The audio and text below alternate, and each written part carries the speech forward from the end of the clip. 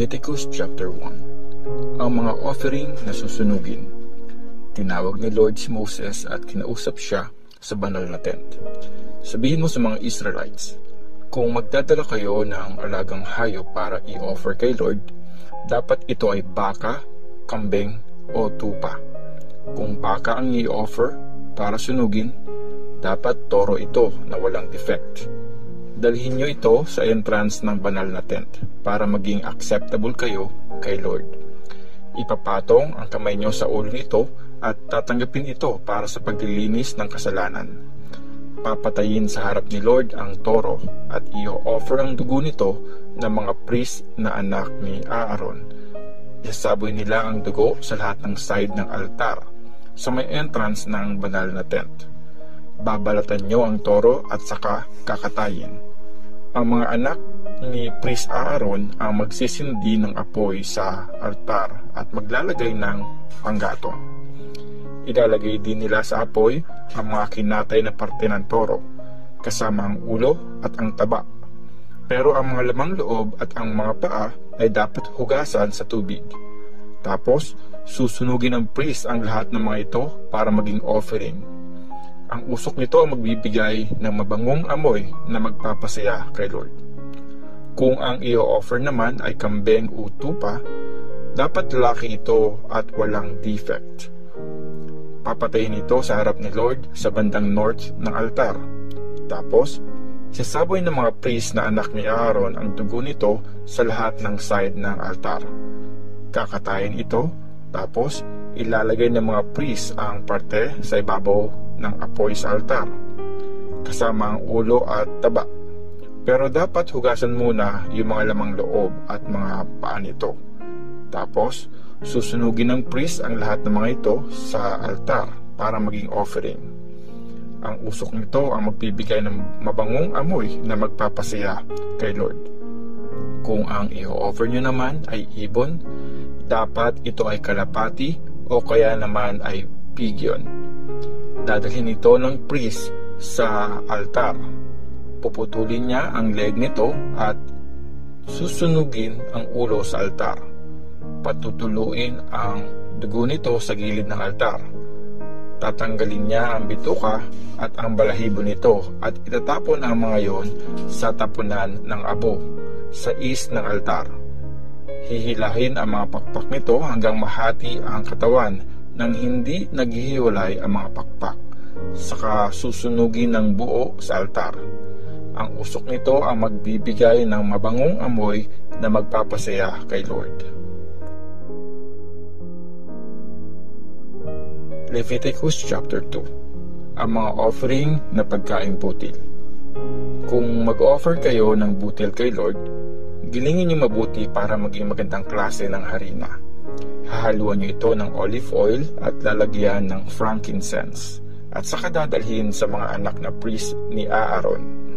Dadakot ang priest ng harina kasama ang olive oil at lahat ng frankincense bilang offering ng pag-alaala. Tapos, susunugin niya yon sa altar. Ang usok nito magbibigay ng mabangong amoy na magpapasaya kay Lord. Ang natira sa offering na butil ay para kay Aaron at sa mga anak niya. Sobrang holy ito kasi galing ito sa pagkaing inoffer kay Lord. Kung mag-offer kayo ng tinapay kay Lord bilang offering na butil, dapat gawa ito sa magandang klaseng harina. Pwedeng makapal na tinapay na may olive oil at walang pampalsa, o kaya naman ay manipis na tinapay na pinahira ng olive oil at walang pampalsa. Kung ang offering na butil nyo naman ay sa malapad na kawali niluto, dapat gawa ito sa magandang klaseng harina na may kasamang olive oil at walang pampalsa. Pagpira-pirasuhin nyo ito at haluan ng olive oil. Ibigay nyo ito bilang offering na butil. Kung ang offering na butil nyo naman ay sa ordinaryong kawali niluto, dapat gawa ito sa magandang klase ng harina may kasamang olive oil. Lahat ng mga offering na butil na niluto sa anumang paraan ay dadalhin nyo kay Lord. Pag binigay nyo ito sa priest, siya na ang magdadala nito sa altar. Dadakot ang priest mula sa mga ito ng offering ng pag-alaala at susunugin yon sa altar. Ang usok nito ang magbibigay ng mabangong amoy na magpapasaya kay Lord. Mapupunta kay Aaron at sa mga anak niya ang mga natirang offering na butil. Sobrang holy nito kasi galing ito sa pagkaing inoffer kay Lord. Lahat ng offering na butil na ibibigay nyo kay Lord ay hindi pwedeng haluan ng pampaalsa. Kasi hindi nyo pwedeng sunugin ang pampaalsa at ang honey bilang offering kay Lord. Pwede nyo yun i-offer kay Lord bilang mga unang ani, pero di nyo yun pwedeng sunugin sa altar para maging mabangong offering. Huwag nyong kakalimutang lagyan ng asin lahat ng offering nyo, kasi ito ang simbol ng kasunduan nyo sa Diyos. Dapat lahat ng offering na butil nyo ay may halong asin. Pag nag-offer kayo kay Lord ng mga butil mula sa unang ani nyo, dapat ang ibigay nyo ay giniling na o kaya ay roasted na. Haluan nyo yun ng olive oil at ng frankincense. Dadakot ang priest ng offering ng pag-alaala para sunugin, pati ng olive oil at lahat ng frankincense. Susunugin yon bilang offering kay Lord.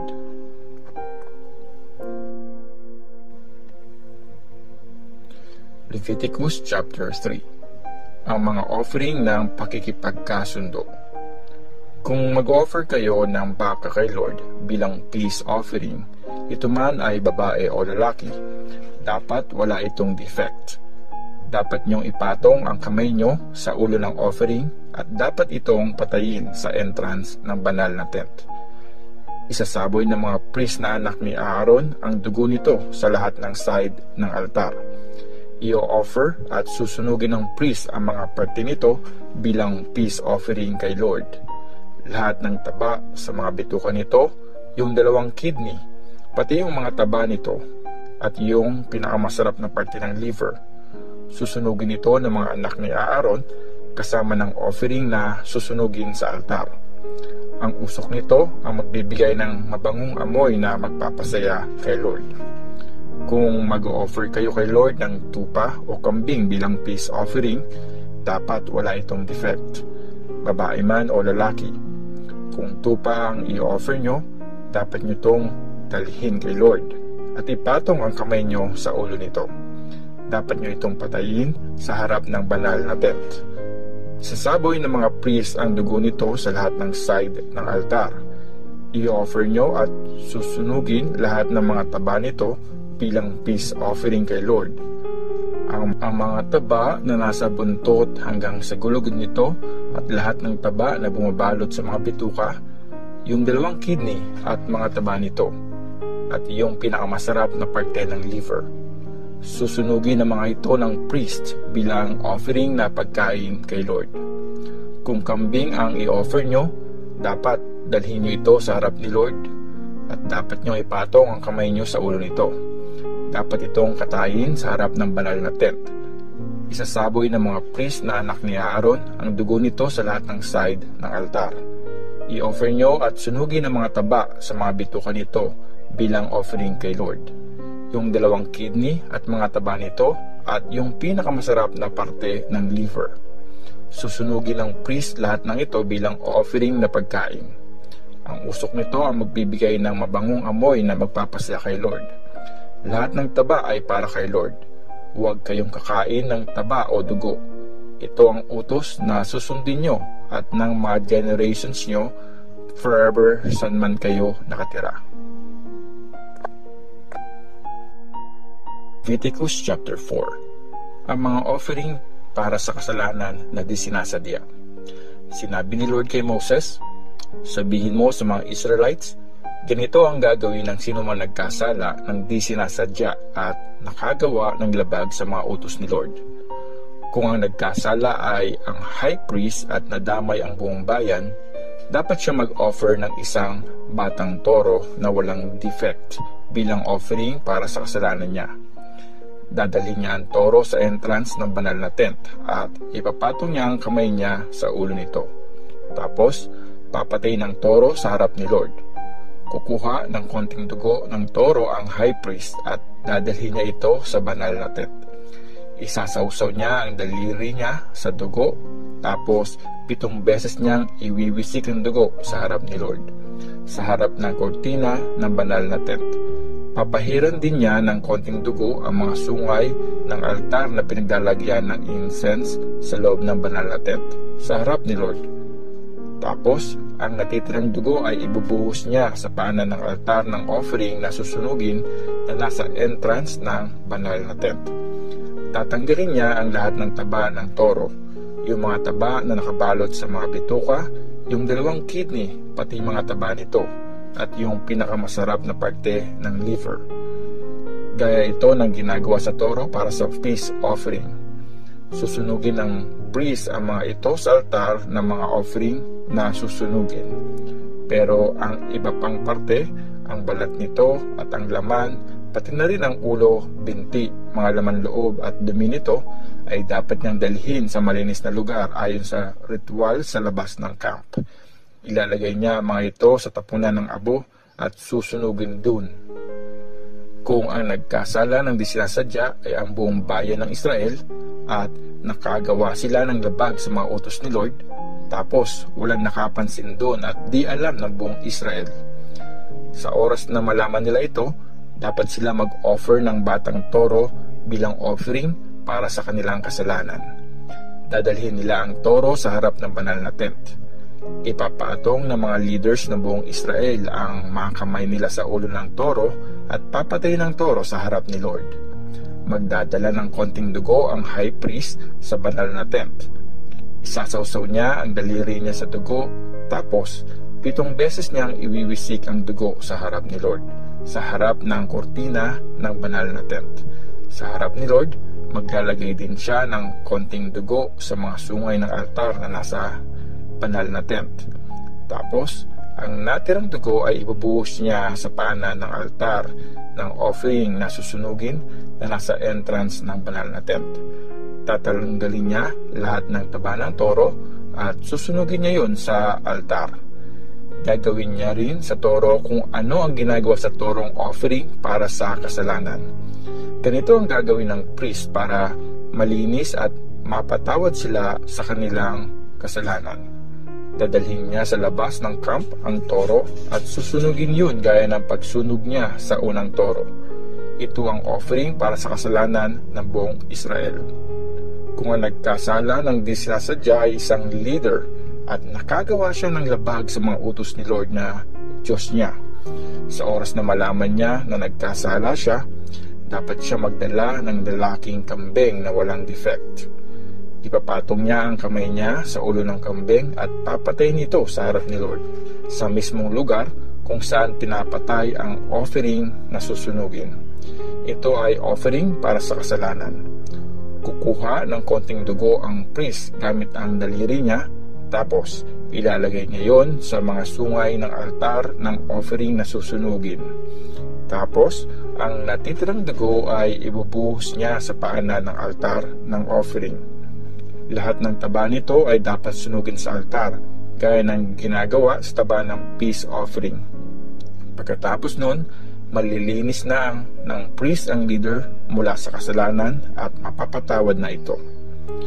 Kung ang nagkasala ng di sinasadya ay isang ordinaryong tao at nakagawa siya ng labag sa mga utos ni Lord, sa oras na malaman niya na nagkasala siya, dapat siya magdala ng babaeng kambing na walang defect bilang offering.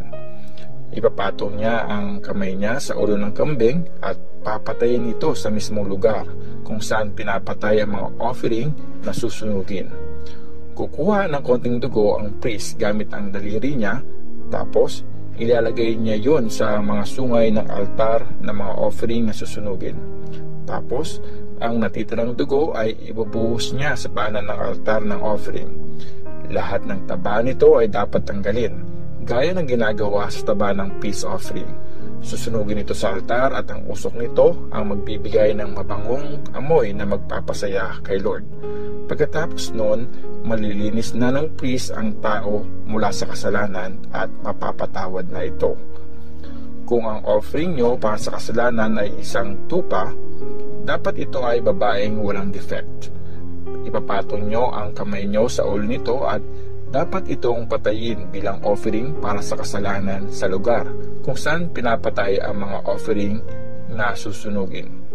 Kukuha ng konting dugo ang priest gamit ang daliri niya, tapos ipapahid niya yon sa mga sungay ng altar ng mga offering na susunugin.